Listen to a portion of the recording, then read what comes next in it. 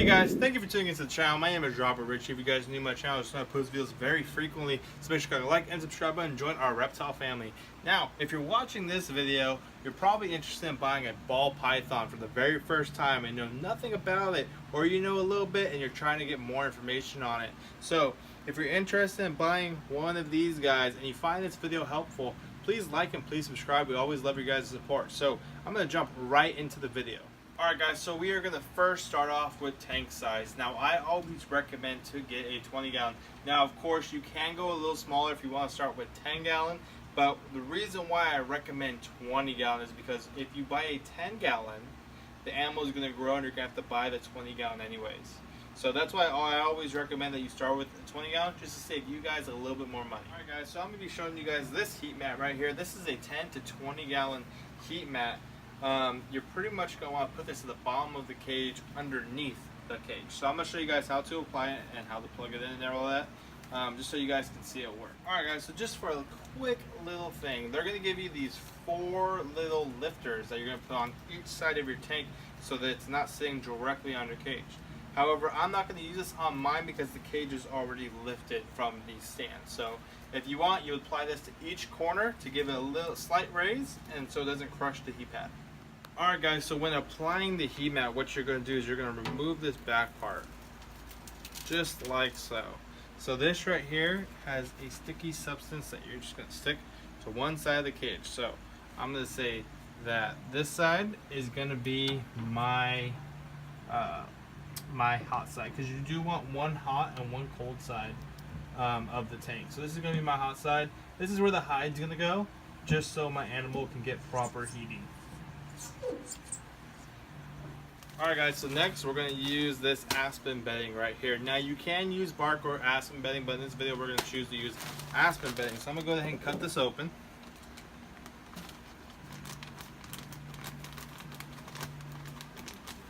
My scissors want to cut today.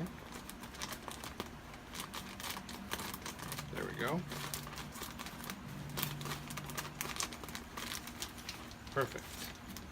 So I'm gonna go ahead and empty this in my cage. Now you are gonna want to spot clean when you can. So when the animal goes to the bathroom, you are gonna want to spot clean. You're gonna want to deep clean. I always say every 3 weeks to a month. You're gonna want to deep clean for sure. So I don't have to empty all of this because you don't want a super thick. Oh, well I guess all of it emptied. So I'm gonna go ahead and grab some handfuls and stick some back. That's just a little too much for me. Alright.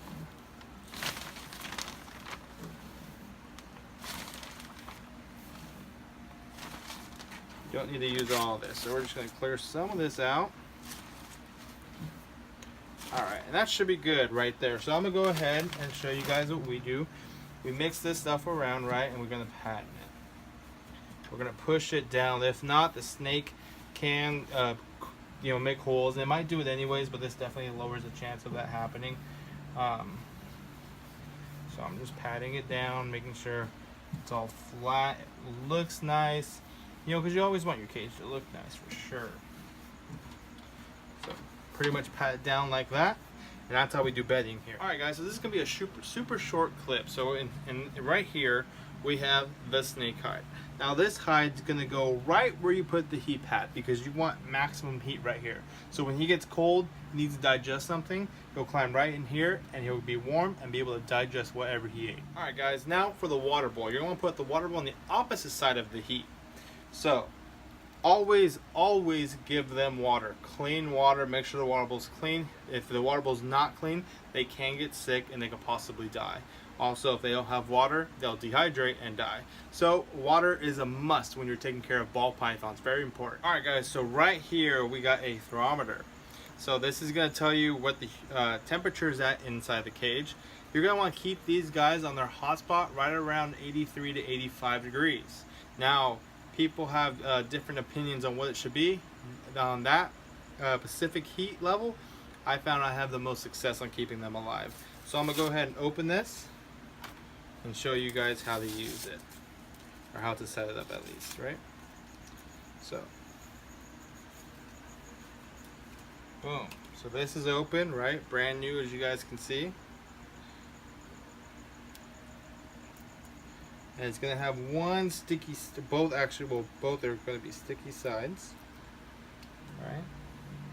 So I'm going to go ahead and place it just like that on there so it sticks perfectly. Push it down a little bit, not too hard because you don't want to break it.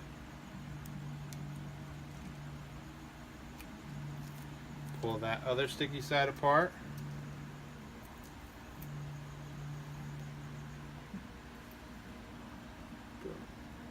So I always like putting that in the center. So I don't know if that's exactly in the center, but close enough. And we want to take this trash out of here because we want the cage clean.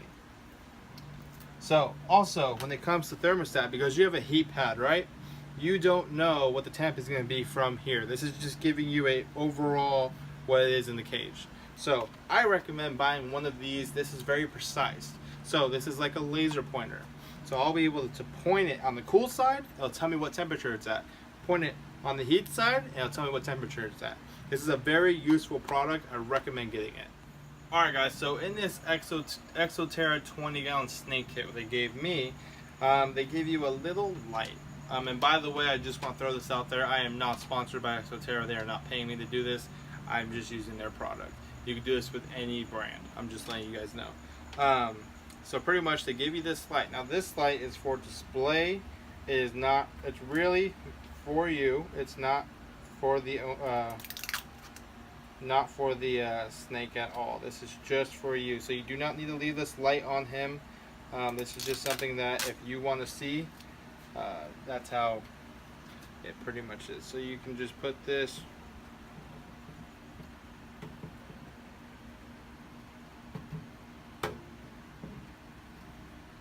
like that, stick it on, make sure it's on pretty good because you don't want this falling off.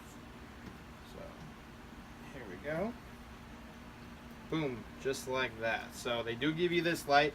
I repeat, you do not need a light or any heat light to keep them warm if you have the heat pad. Now if you don't have the heat pad, then you're going to need a light to keep your snakes warm because snakes need warmth. They are cold-blooded. They could not survive in the cold. So they do need some form of heat. That is very important.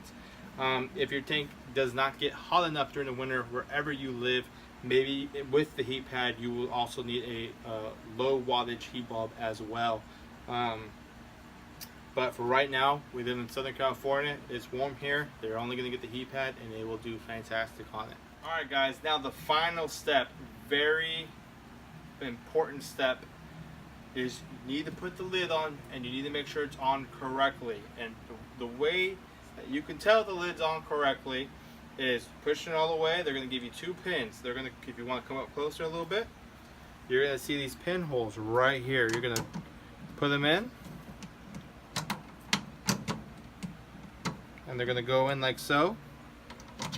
And that's how you know, and the cage can't open now and the animal cannot get out. That's how you know it's on correctly. That's very important because these snakes will get out if not shut correctly. Alright guys, now we're going to talk about feeding your ball pythons, okay? Ball pythons have to eat once a week.